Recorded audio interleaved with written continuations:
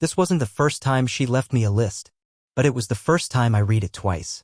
I had just come home from a 14-hour shift, 2 servers crashed at once on campus, and I hadn't eaten anything since a stale muffin at 7 a.m. The house was spotless, eerily quiet, and there it was on the kitchen island, a neat yellow notepad with Darla's perfect handwriting. She always printed her letters like she was writing a menu. Fix the porch light. Fold laundry, white basket only. Schedule Max's checkup. Refill Brita. And please remember to set the trash out this time, no excuses. XOD. No hi. No how was your day? No love you. It was the third list this week. I remember just staring at it. Not angry. Not sad. Just hollow. The same way I stared at that blinking cursor for 3 hours last night while trying to write a birthday card for her. Not because I didn't care. Because I had nothing real left to say. Something had shifted between us. Quietly. Like a hairline crack spreading beneath paint. And now it was everywhere but still invisible to everyone but me. To her, I was doing my part. I was being reliable. To the outside world, we were a perfectly scheduled, well-maintained household. The kind of couple that shows up to charity events on time and always has clean Tupperware. But inside, I felt like a concierge at a hotel I paid to live in. Duties. Tasks. Tasks. Duties. Repeat. A week earlier, I had suggested we try something spontaneous, maybe a weekend road trip. Just the two of us. She blinked at me like I'd spoken in Morse code. That doesn't fit our calendar, she said, clicking through her planner. Besides, we just did that wine tasting thing last quarter. Last quarter. Like we were running a fiscal relationship. So instead of a road trip, she signed us up for a composting workshop. Said it would be useful. Useful. That's when I realized I wasn't a partner to her. I was an appliance. A working machine that changed light bulbs and handled tax software and remembered her mom's birthday. And maybe, just maybe, that was all she ever wanted. But here's the thing, when you stop expecting love and start delivering only duties, the silence becomes unbearable. So I made a decision. Not to fight. Not to scream. Just to match the energy. That's when everything changed. The next few weeks, I decided to become exactly what she had built me to be, the perfect husband on paper. No warmth, no softness, just efficiency. She wanted a man who handled responsibilities like a checklist. She got it. I started waking up earlier than her. The coffee was always ready by 6:30 a.m., her mug next to the almond milk she preferred with a napkin folded in a perfect square. The trash never missed a pickup day. Bills were paid before she even opened the mail. I reorganized the garage, cleaned the air filters, serviced the HVAC, all without her asking.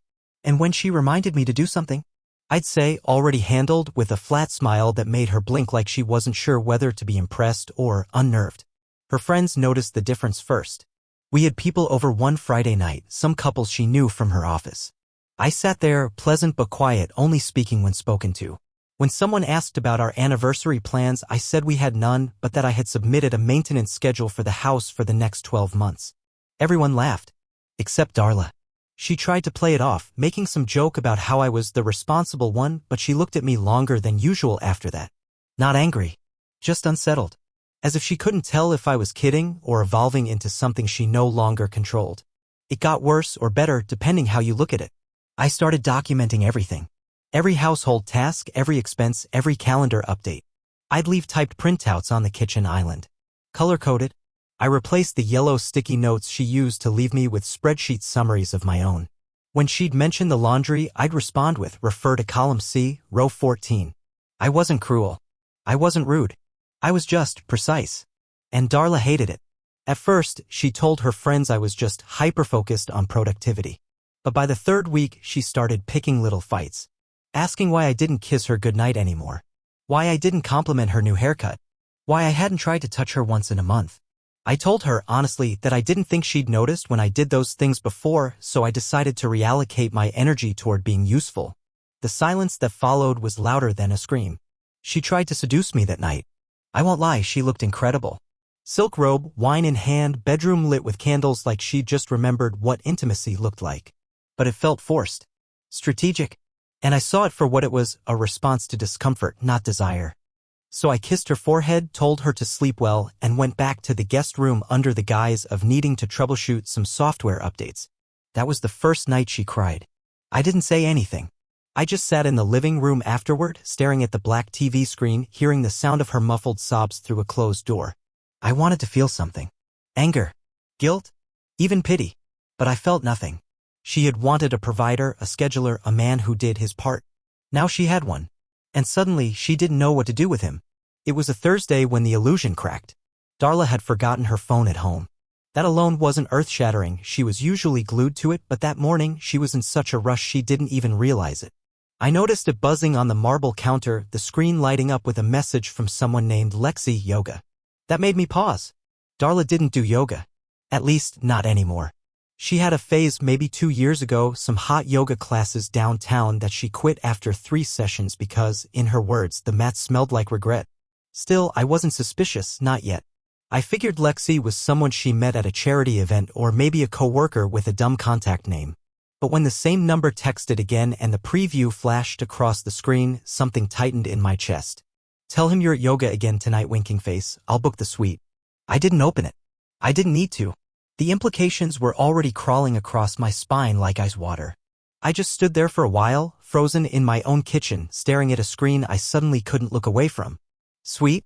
Again. That one word again hit harder than anything else. This wasn't a mistake. This wasn't a drunken flotation or a one-time lapse. This was routine. Coordinated. A parallel life. My first reaction wasn't anger. It was disbelief.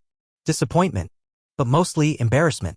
Embarrassment that I had spent the past month becoming a robot husband, perfecting my role as provider when she was out there treating our marriage like a cover story.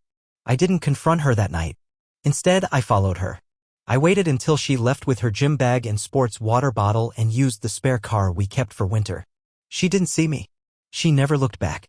I stayed far enough behind to avoid suspicion but close enough to watch her pull into the private entrance of a boutique hotel 15 miles from town. And there he was. Taller than me. Dark hair. Athletic. The kind of guy who probably did do hot yoga. He walked out from the elevator like he belonged there, confident, relaxed, with no hesitation as he held the door open for her and pressed a kiss to her cheek. Not lips. Not romantic. Just practiced. Like they'd done this before. Often. And Darla? She laughed. A real laugh. The kind I hadn't heard in years. I didn't follow them into the lobby. I didn't need to. I just sat in the car, gripping the steering wheel until my knuckles cracked, watching the two of them disappear up a marble staircase like something out of a romantic film I wasn't cast in. And in that moment I wasn't even mad at her. I was mad at me. Because deep down I had known. I'd seen it in her eyes every time I made her coffee. In the way she touched her phone more than me. In the polite pecks, the rehearsed affection, the transactional intimacy. She hadn't just wanted a provider. She'd needed one. But she had fallen for someone else. And now I had a decision to make, keep playing the role she wrote for me or rewrite the final act myself. That night, I didn't sleep. I just sat in the kitchen with the lights off, watching the flicker of the refrigerator's digital clock crawl past every minute. 12:18. 12:34. 1:03. I thought I'd cry. I thought I'd scream, flip the table, break a plate, something. But I didn't. Instead, I did what I was trained to do, what I'd done all these years in silence. I processed. She came home at 3:27 a.m. Quietly, like a teenager sneaking in. Her keys barely jingled. Shoes in hand. I heard her creep past the hallway, pause near the kitchen, then shuffle upstairs to our room. No words. No explanation. Just soft carpeted footsteps fading into darkness. The next morning, I made her breakfast. Same as always, almond butter toast, sliced banana, green tea with honey. I placed it on the kitchen island with the usual folded napkin, and when she walked in, she looked at me like I had 2 heads. You're up early, she mumbled, still in the blouse she wore to cheat on me. I figured you'd be tired, I said, without looking up. Long yoga session? That one sentence stopped her in her tracks. I could feel the tension behind me like static. But she didn't break. Darla had mastered denial. She just laughed, dry, mechanical. Yeah. New instructor's intense. I finally turned. Was his name Marcus? Her eyes froze. Just for a blink. But that was all I needed. She stammered something about a classmate, then reached for her tea with shaking hands. I didn't argue. I didn't accuse. I simply opened my laptop and slid it across the table. It was paused on a hotel review page. The same hotel she'd entered with him the night before. I had left no comments, no pictures, just the URL. Her eyes locked onto the screen, and for the first time in years, she didn't have a single rehearsed line. What are you doing? She whispered. I stood and picked up my keys. What you always wanted me to do. I'm going to run errands. Evan, her voice cracked. I'll be back at 3. There's a new furnace filter arriving. It needs replacing. I didn't raise my voice. I didn't show anger. I didn't even look at her again. Because the truth was I had stopped needing answers. I had seen what I needed to see. That day, I didn't run errands. I went to a coworker's guest house, a guy named Byron who owed me a favor after I fixed his server crash in one weekend. I told him I needed to disappear for a bit just to think. He handed me the key without asking questions. I spent the next 3 days there. No phone, no laptop, just a notepad and a list. But not her kind of list. My kind. What I wanted. What I needed. What I deserved. And somewhere around day 2 it hit me, Darla didn't cheat on me out of passion. She cheated out of habit. She had built a life around roles, not feelings. A husband who provided. A lover who thrilled. Friends who envied. She didn't want real love, she wanted a system that worked. So I gave her one. And now? I was going to shut it down. But not with screaming. Not with vengeance. With precision. Just like she taught me. By the 3rd morning, she started calling. At first, it was just a single missed call with no voicemail. Then 2. Then 3. By noon, she had texted me 14 times. Each one more desperate than the last. Not with apologies, no. But with confusion, panic, disbelief. Where are you? You're scaring me, Evan. Please answer. I think we need to talk. For real. And then the one that told me everything I needed to know. Can we just hit reset? Reset. As if this were a PowerPoint deck she'd presented badly and wanted another shot at. As if our whole marriage had just been some badly run project, one she could revise if given the chance.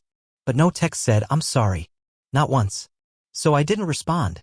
Instead, I went to a small cafe outside the city and pulled out the notebook I'd been building. It wasn't just thoughts anymore. It was a blueprint. A transition plan. For the first time in years, I was mapping out my life without her, and the shocking part? It didn't terrify me. It felt like exhaling after holding my breath for over a decade. While sipping lukewarm coffee and listening to a family laugh in the corner, I did something I hadn't done in years. I smiled. Not because of freedom. Not even because of revenge. But because I had finally stepped outside the machinery she'd built around me. I was no longer a husband powered by duty.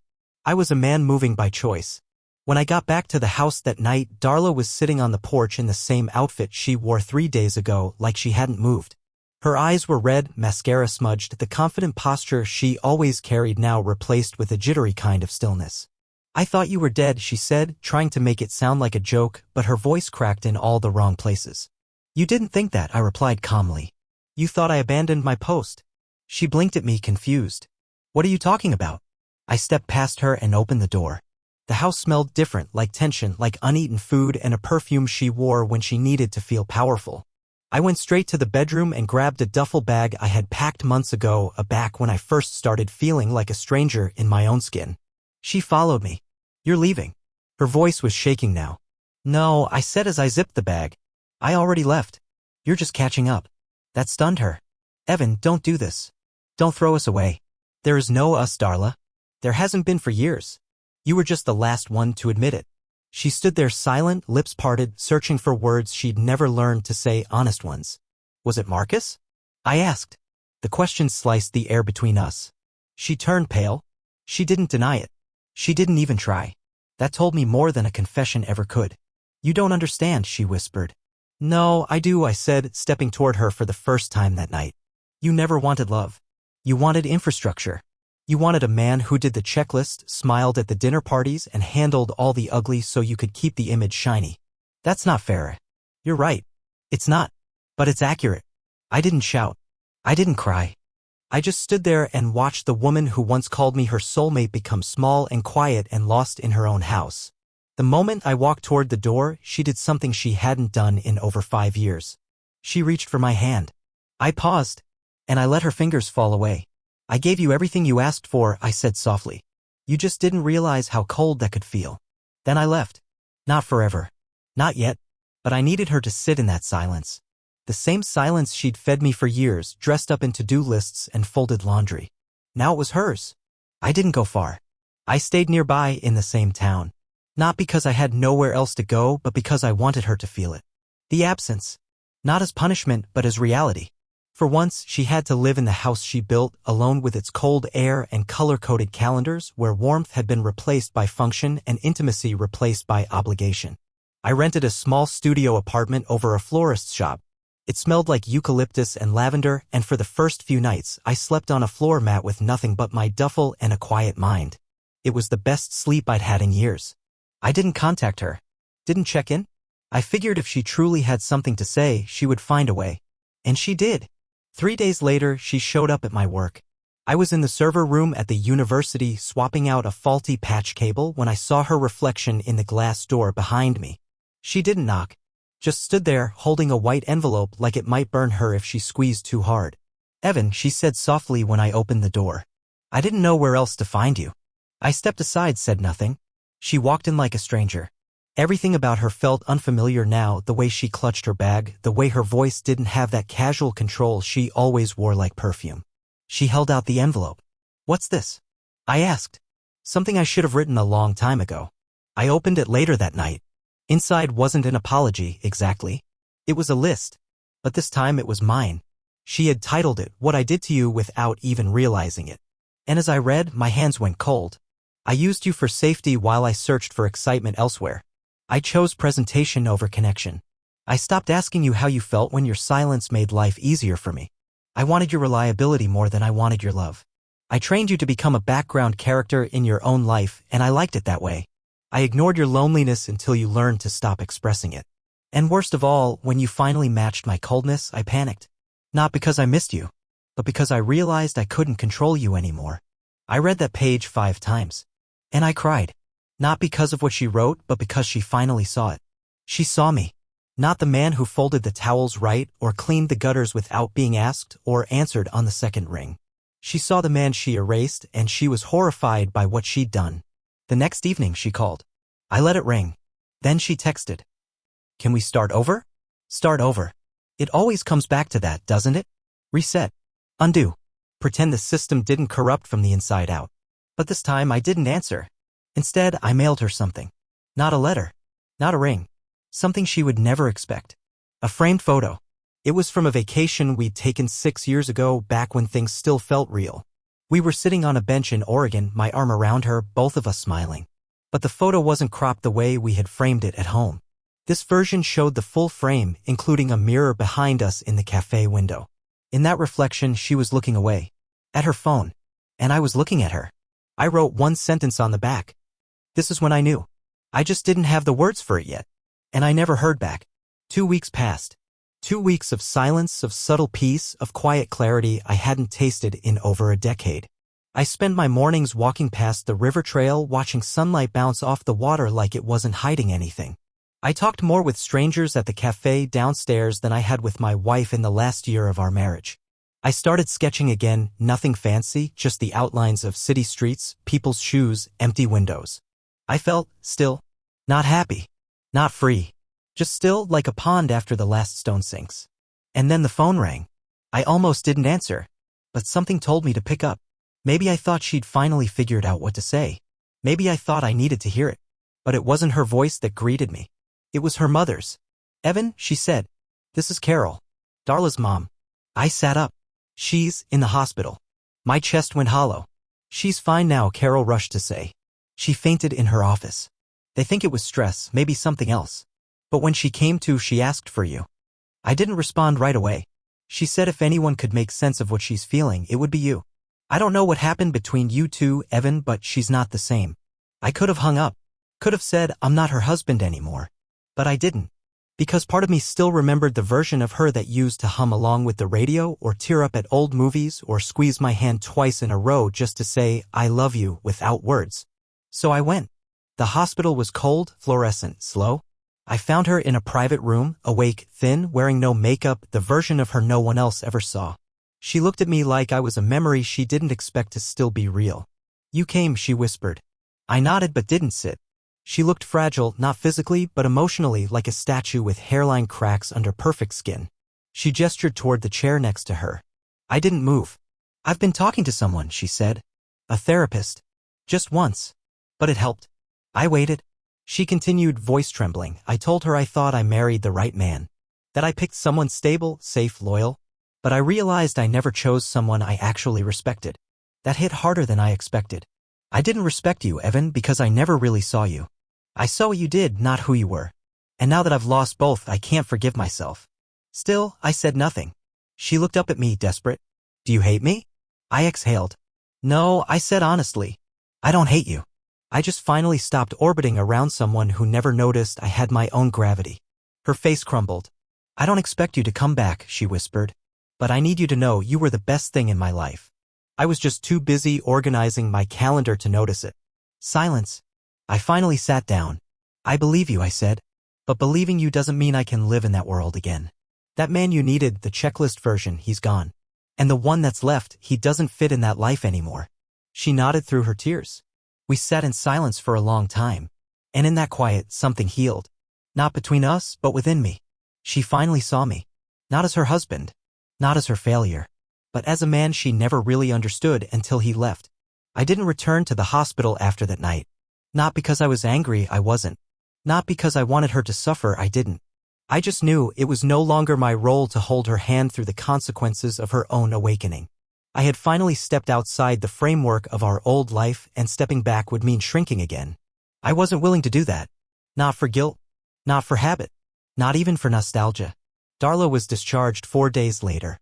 She didn't text. Didn't call. But I found out through a mutual friend that she had resigned from her job and moved back to her mother's house, at least temporarily. She needed time, they said. I quietly hoped she would use it well. Me? I moved forward. It didn't happen overnight. Healing never does. But slowly, I built something new, not out of bitterness or loss, but out of curiosity. I started teaching part-time, something I'd always wanted to do but never felt important enough to pursue. I joined a small sketch group on Saturdays where no one knew me as Darla's husband. I even got a dog, a clumsy, anxious mutt named Milo who barked at ceiling fans and followed me around like I was the only planet in his solar system. And then one rainy Sunday afternoon I met her. No grand moment. No cinematic music. Just a bookstore, a broken umbrella, and 2 people reaching for the same coffee table photography book about national parks. Her name was Quinn. She laughed when I apologized for grabbing the book first and said, "No worries. I prefer used books anyway, more fingerprints, more stories." That was the first thing I learned about her. The second? She saw people. Not what they could do. Not how well they functioned. She listened with her entire face. Asked questions. Noticed the way I fidgeted with my sleeve when I was nervous and didn't try to fix it. She never once treated me like a task to be completed. We talked for 2 hours that day. I didn't mention Darla. I didn't talk about betrayal or checklists or emotional absence. I just told her about a dog named Milo who thought ceiling fans were birds with bad attitudes and a sketch I'd done of an empty park bench that made me cry without knowing why. She smiled and said, "That's the kind of honesty most people spend their lives avoiding." We exchanged numbers. Slowly. Naturally. No games. No expectations. Just 2 people who didn't need each other to be anything but real. A year later, we took a road trip to that same park from the photo I had mailed to Darla. But this time, I was the one looking away from the camera because Quinn was telling a story and I didn't want to miss her eyes while she told it. That's when I knew. I hadn't lost everything. I had just made room for something better. And as for Darla? I don't know where she is now. I hope she's okay. I hope she found what she was truly searching for beyond systems and structure and surface-level smiles. But I'm no longer her foundation. And for the first time in my life, I'm not anyone's checklist. I'm me. Fully. Finally. Freely. And I wouldn't trade that piece for anything.